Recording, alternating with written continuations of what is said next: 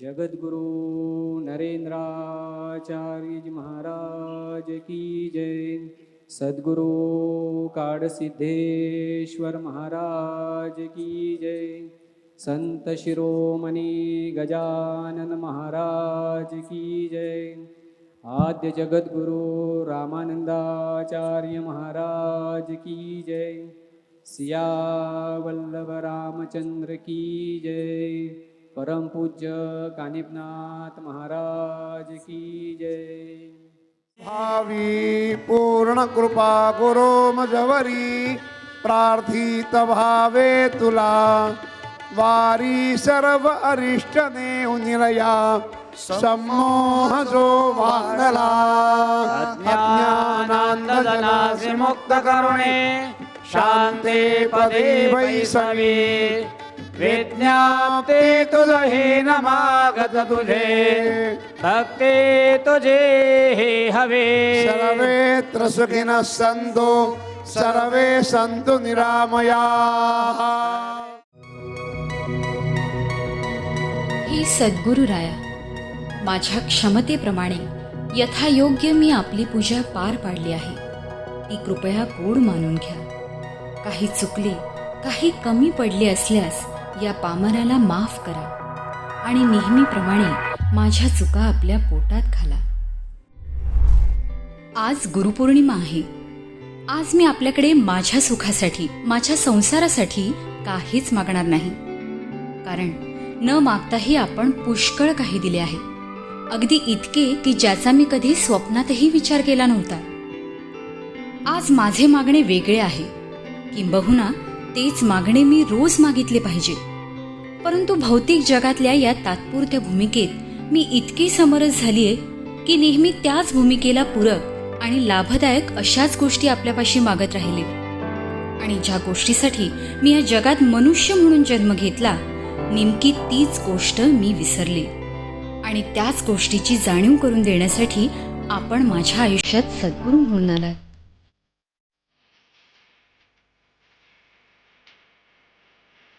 अहो भाग्य माझे की आपण मला गुरु म्हणून लाभलात। आपले कोटी कोटी धन्यवाद की आपण मला आपले शिष्य म्हणून स्वीकारले, आपले पाडस म्हणून आपल्या कुशीत घेतले। आपल्याला धन्यवाद देण्या इतकी सुद्धा माझी पात्रता नाही, पण गुरुमाऊली, आपल्याच कृपा आशीर्वादाने मी अनेक संकटे पार केली, कित्येक कठीण प्रसंगांना अगदी धीराने तोंड दिले। समोर निमित्त मी होते, पण सारे काही आपणच करीत होतात। मला नक्की खात्री आहे, अशी कितीतरी संकटे मला मात्र शिवून गेली असतील आणि मला त्याची जाणीव देखील झाली नसेल। माझ्या थोड्याशा प्रयत्नांना पण तुम्ही भरभरून यश दिलेत। मी खरंच नाममात्र होते। किती काळजी घेता तुम्ही आम्हा सर्व लेकरांची आणि याची पदोपदी प्रचिती देखील देता। म्हणूनच आज मी वेगळे मागणे मागायचे ठरविले आहे।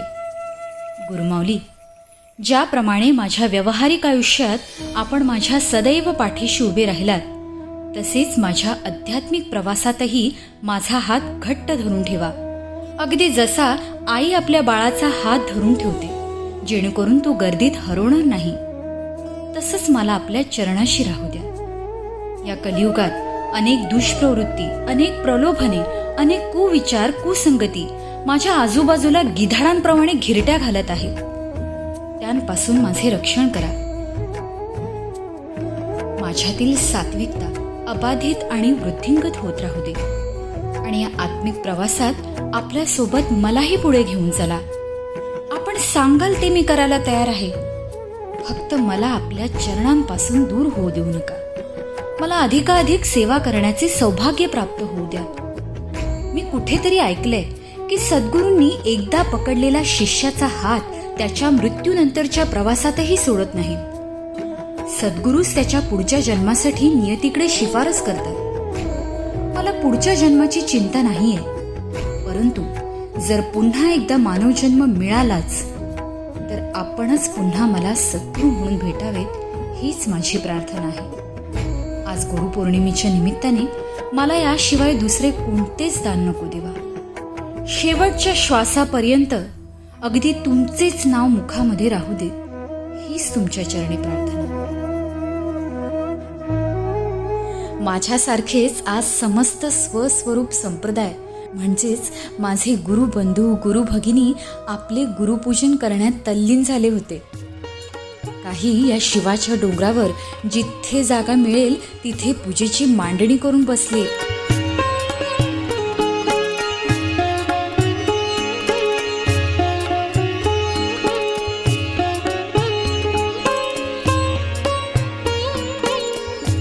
तर काही जणांनी घरी बसून ऑनलाईन गुरुपूजन केले.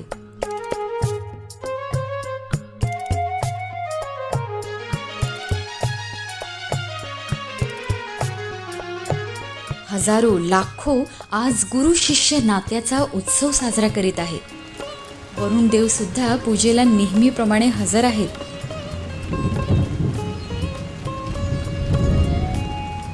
लाडाकोडाने सगळ्यांनी आपल्या गुरुमौलींचे आसन सजवले आहे. मीही सजवले माझ्या देवाचे आसन. त्यावर सुंदर फुलांची आरास, तुपाचा दिवा, धूप, कापूर, अगरबत्ती, उकळलेले चंदन, अत्तर, तुळस, दुर्वा, चाफा, झेंडू, जास्वंद, पंचामृत, श्रीफळ सर्व काही सज्ज होते. आणि त्यात दिमाखात माझी लाडकी गुरुमौली विराजमान झाली होती. अहो, पण काय म्हणावे त्या पावसाला आणि वाऱ्याला. ना दिवा टिकू देत ना पूजेच्या मांडणीतली फुले टिकू देत. पण घे म्हणावं परीक्षा आमच्या गुरूंवरच्या प्रेमाची. किती घ्यायची तितकी घे. पण मीच काय, यातील एकही भक्त शिष्य हलणार नाही. आम्हाला पण ओलेत्याने गुरुपूजा केल्याचं सौभाग्य प्राप्त होऊ दे. मी तर म्हणते येच तू पावसा. माझ्यासोबत माझ्या या परमात्म्याला तूही अभिषेक कर. तू सुद्धा पूजा कर. आहेच माझा देव जीव लावणारा. चारही वेदांचे पुरोहित सुद्धा यथोचित आणि अत्यंत शास्त्रशुद्ध पद्धतीने पूजा सांगत होते. आपण पूजा करायची ते 5 मिनिटात होऊ शकेल, कदाचित तासही लागू शकेल. कधी मनात तो भाव असेल, कधी नसेल. पण या ठिकाणी आपण समजून सांगून हा विधी कशाला, तो विधी कशाला, यांनी मला काय मिळणार आहे, यांनी जगत कल्याण कसं होणार आहे, हे सगळं समजून घेत आपण हे पूजन संपन्न करतो. आणि आजही त्याच पद्धतीने आपण संपन्न करणार आहोत.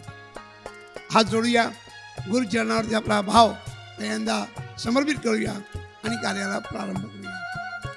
श्री सीतानाथ समारंभां रामानंदाय मध्यमां नरेंद्राचार्य पर्यन्तां वंदे गुरु परंपरा. गुरुपूजिताय गुरुदेवताय गुरुकुलस्थायिने गुरुविक्रमाय गुह्यप्रवराय गुरवे गुणगुरवे गुरुदैत्यकलक्षेत्रे गुरुधर्मसदाराध्याय गुरुपुत्र परित्रात्रे गुरुपाखण्ड खण्डकाय गीतसाराय गीततत्त्वाय गीतगोत्राय धीमहि गूढगुल्फाय गन्धमत्ताय गोजयप्रदाय धीमहि गुणातीताय गुणाधीशाय गुणप्रविष्टाय धीमहि. गुरु हे पूजनीय आहेत, तेच खरे दैवत आहेत. अखंड कुळाचा उद्धार करणाऱ्या गुरूंना अशक्यही शक्य करणाऱ्या गुरु विक्रम करणारे आहेत. अत्यंत गुह्य ज्ञानाचे देखील धनी ते आहेत. सर्व गुण त्यांच्या ठायी आहेत, जी नेहमी अज्ञानरूपी दैत्याचा संहार करून धर्माचे रक्षण करतात. पुत्ररूपी शिष्याचे रक्षण करून पाखंडांचे खंडन करतात. गीतेचे सार, गीतेचे तत्व ज्यांच्या वाणीत आहे, गीतेचे गोत्र म्हणजेच मूळ ज्यांच्यापाशी आहे, अतिशय गूढ ज्ञानाची अत्यंत सहजपणे उकल जे करतात, सुगंधाच्या राशी ज्यांच्या चरणी आहेत, आपल्या शिष्यामध्ये सगुण सत्वगुण प्रस्थापित करणाऱ्या, ते वृद्धिंगत करणाऱ्या गुरूंना माझा त्रिवार वंदन असो.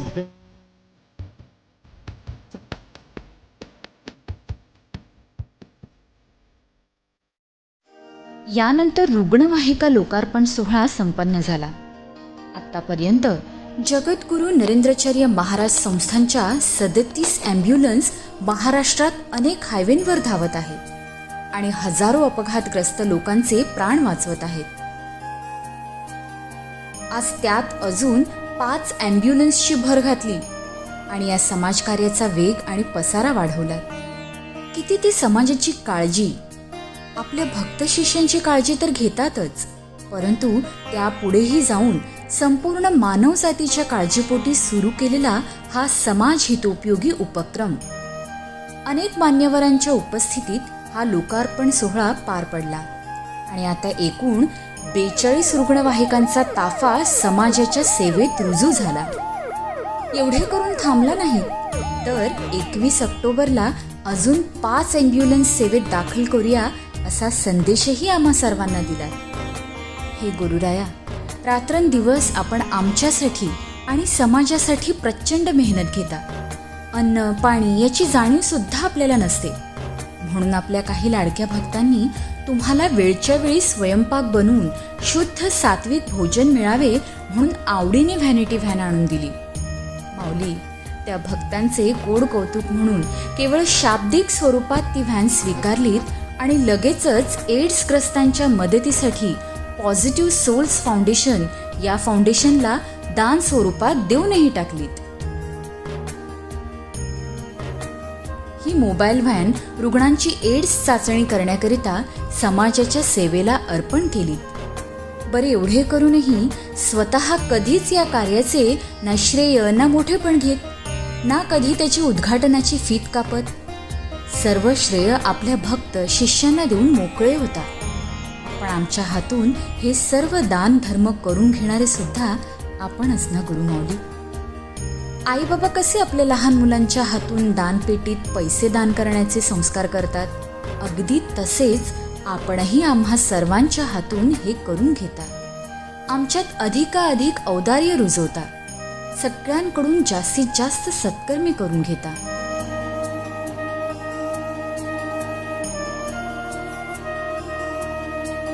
वारीच्या आदल्या दिवशीच पीठावरील सर्व देवदेवता, प्रभू श्रीराम, श्री वरद चिंतामणी आणि संत शिरोमणी श्री गजानन महाराज आपल्या सांप्रदायिक प्रथेप्रमाणे दिलेल्या आमंत्रणाला प्रेमाने स्वीकारत मुख्य मंदिरामध्ये हजेरी लावली होती.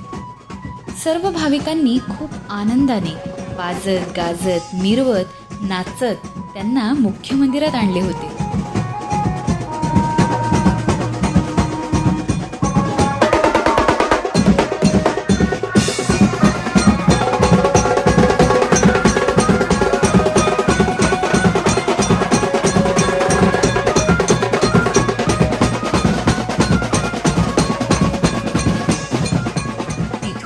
या सर्वांनी हा भक्ती आणि समाजकार्याचा सुरेख संगम आतून पाहून गुरुराया आपला अभिमानच वाटला असेल.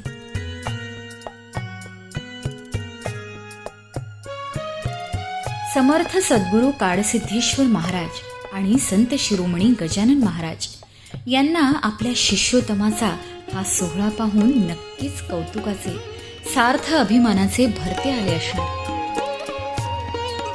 दरवर्षी गुरुपौर्णिमेला तुम्ही त्यांना देऊ केलेल्या या मानव सेवेच्या या आगळ्या वेगळ्या गुरुदक्षिणेला पाहून नेहमीच त्यांना अत्यानंद झाला असेल. म्हणता म्हणता सायंकाळ झाली. आहा, काय हे प्रसन्न, सुंदर आणि सकारात्मक वातावरण आहे.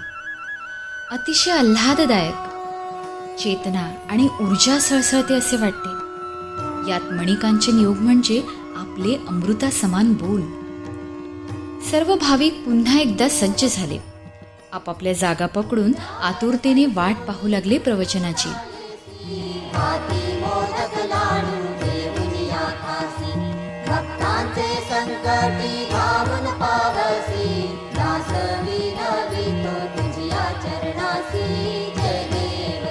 सांजारती झाली आणि संप्रदायाचे उत्तराधिकारी परमपूज्य कानिफनाथ महाराजांनी प्रवचनाची सुरुवात केली.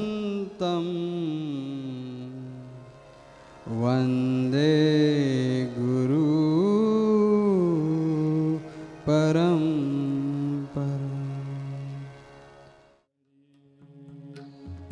हरि जय जय राम कृष्ण हरि हरि जय जय राम कृष्ण हरि हरि जय जय राम कृष्ण हरि हरि जय जय राम कृष्ण हरि हरि जय जय राम कृष्ण हरि हरि जय जय राम कृष्ण हरि हरि जय जय राम कृष्ण हरि हरि जय जय राम कृष्ण हरि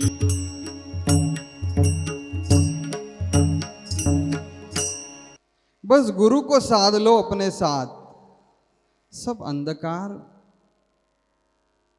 दूर होगा। हमारे जीवन में माऊली आए क्या, और जीवन में कितने सारे प्रसंग आए, जीवन ने कितने रंग बदल ले हमारे साथ। जो वादे जीवन ने हमारे साथ निभाए थे, जीवन ने वो सभी वादे तोड़ दिए, लेकिन मेरे गुरु माऊली मेरे साथ है तो मुझे कोई फिक्र नहीं। प्रेम, आनंद और ज्ञान मनुष्य जीवन का स्वभाव है। ये प्रेम आत्मा का स्वभाव है, आनंद मन की स्थिति है। आनंद है वहाँ मन स्थिर होता है, या आनंद मिलने के लिए मन तत्पर है, क्योंकि मन स्थिर होना चाहता है कि आनंद मिले और स्थिर हो जाए। तो आनंद मन की स्थिति है, प्रेम आत्मा का स्वभाव है, और ज्ञान मनुष्य के आचरण का परिचय है। आता वेळ झाली ती अमृत प्राशनाची, म्हणजेच आपल्या प्रवचनाची, ज्यासाठी आम्ही आमची उंजळ पसरून चातकासारखी प्रतीक्षा करीत होतो। गुरूंची सत्ता एवढी निसर्गावर असते। 2-3 दिवसापूर्वी इथे पाऊसही नव्हता, आणि टीव्हीवर मात्र सांगत होते की कोकणामध्ये प्रचंड पाऊस आहे आणि वारी रद्द होणार, अशी स्थिती निर्माण झालेली होती। बघा आला तो म्हणाला मी आहे। लगेच बघा सुरू झाला पटकन, म्हणजे आठवण काढायची खोटी, आलाच, पण तो गुरुनी थांबवलाय। माझ्या भक्तांना पावसामध्ये भिजू नये, ओलचिंब होऊ नये, शांतपणे हा गुरुपौर्णिमेचा प्रसाद, प्रवचनरूपी प्रसाद ग्रहण करता यावा। गुरु जे आहेत हे ज्या वेळेला आपल्या पाठीमागे असतात त्यावेळी कधीही घाबरण्याची गरज नाही। ते पूर्ण ताकदीनिशी असतात आपल्याबरोबर। फक्त आपण दास झालं पाहिजे। जन्मोजन्मी देवा मागत असे तुझं, राहो निरंतर हृदयी तुम्ही। बाप्पांची पौर्णिमा आहे, बाप्पांना मी दक्षिणेच्या स्वरूपामध्ये काय देणार म्हणून काल मनामध्ये काहूर आलं, काय द्यायचं बाप्पांना, काहीतरी दिलं पाहिजे। कागद घेतला, पेन घेतला, आणि चारीच्या चारी आजचे अभंग जे आहेत ते चारीच्या चारी अभंग एका दिवसामध्ये लिहून टाकले। प्रेरणा देणार तेच, लिहून घेणारे पण तेच, कौतुक फक्त करतात, करणारे सगळे तेच असतात। अशा बाप्पांच्या चरणी श्री साष्टांग दंडवत घालून आज गुरुपौर्णिमेच्या निमित्तानं एक गुपित तुम्हाला मी सांगणार आहे। मनुष्य जन्म हा ह्यासाठीच मिळालेला असतो की आपल्यातलं देव पण शोधण्यासाठी हा मनुष्य जन्म आहे। 84 लक्ष योनी फिरून मग आपण इथे आलेलो असतो।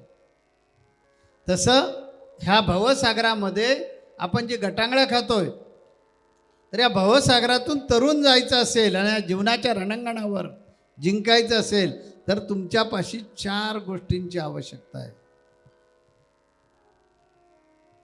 त्या जर तुमच्या जीवनामध्ये आल्या तर हा भवसागर लीलया पार करू आपण आणि जीवनाचं अंतिम ध्येय आत्मज्ञान ते प्राप्त करू. ते 4 गोष्टी कोणत्या त्या ऐका. एक म्हणजे गुरूंची प्राप्ती झाली पाहिजे. दुसरी गोष्ट आपल्याकडे असली पाहिजे संपूर्ण शरणागती असली पाहिजे. तिसरी गोष्ट असली पाहिजे अंतःकरण तुमची शुद्धी असली पाहिजे. आणि चौथी गोष्ट आहे कर्मात अकर्माची वृद्धी असली पाहिजे. ज्यांनी ज्यांनी गळ्यामध्ये माळ घातले त्यांना कळलेलं आहे जगद्गुरू नरेंद्राचार्य महाराज माझे गुरु आहेत. ऐका, टाळा वाजवण्यासारखं काही नाही, पुढे ऐका. हे कळलेलं आहे जगद्गुरू नरेंद्राचार्य महाराज माझे गुरु आहेत, एवढं ठीक आहे. आता निश्चय करा ना प्राप्त करण्याचा. निश्चय केला पाहिजे त्यांना प्राप्त करण्याचा. त्यांना आपल्या प्रेमामध्ये पाडलं आणि ते ज्यावेळी आपला धावा करू लागतील, ते ज्यावेळी आपल्याशिवाय राहू शकत नाही, त्यावेळी प्राप्ती होते.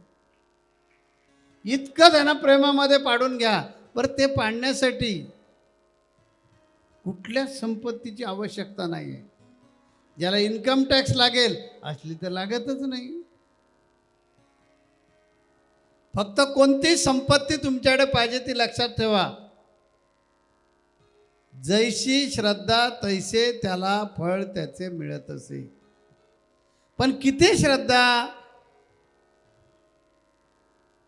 इतकी पाहिजे की श्वास प्राण आणि वाचा याच्यातून फक्त आणि फक्त आणि फक्त गुरु गुरु गुरु एवढंच आलं पाहिजे. दुसरं गुपित काय सांगितलं की शिष्याकडे पूर्ण शरणागती असणं आवश्यक आहे, तरच त्याला आत्मउद्धार होऊ शकेल.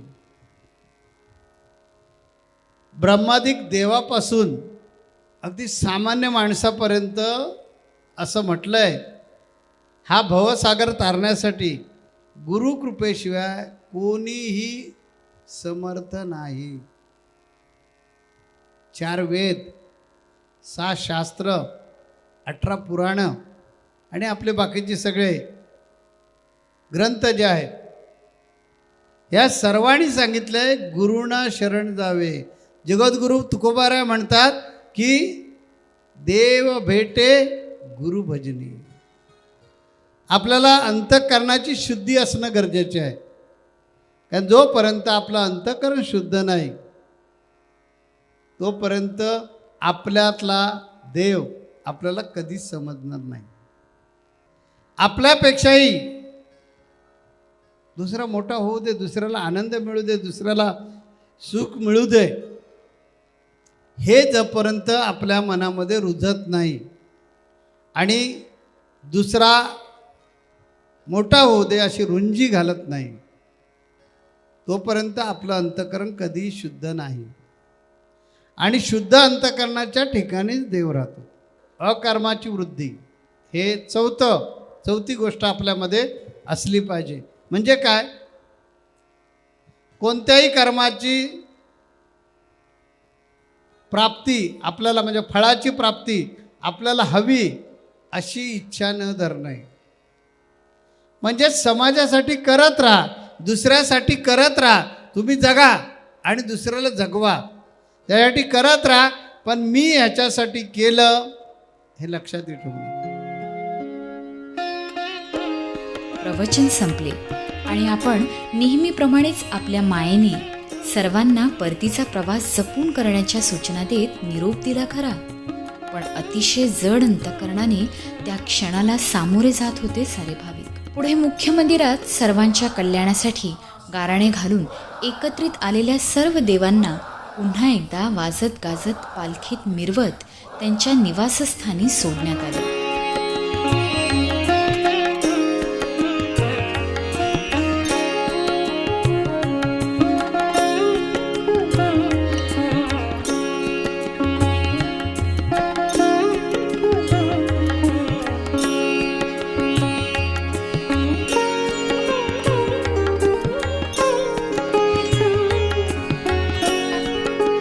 सगळ्यांची घरी जाण्याची लगबग सुरू झाली.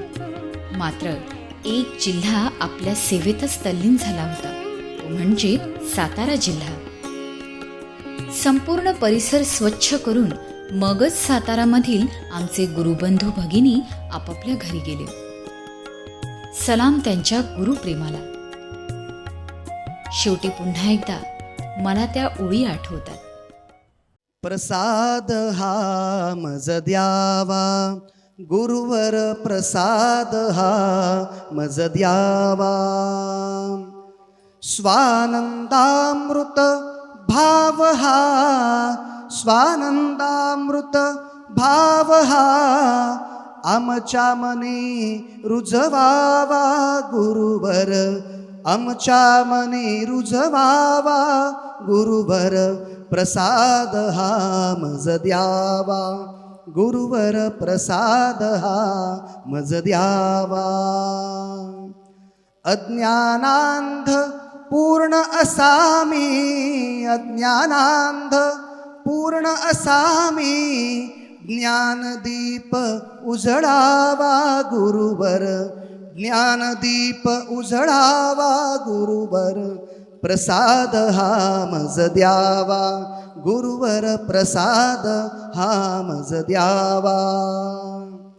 असंख्य पापे भरली रांजणे, असंख्य पापे भरली रांजणे, अखंड नाम जप द्यावा गुरुवर, अखंड नाम जप द्यावा गुरुवर. प्रसाद हा मज द्यावा, गुरुवर प्रसाद हा मज द्यावा.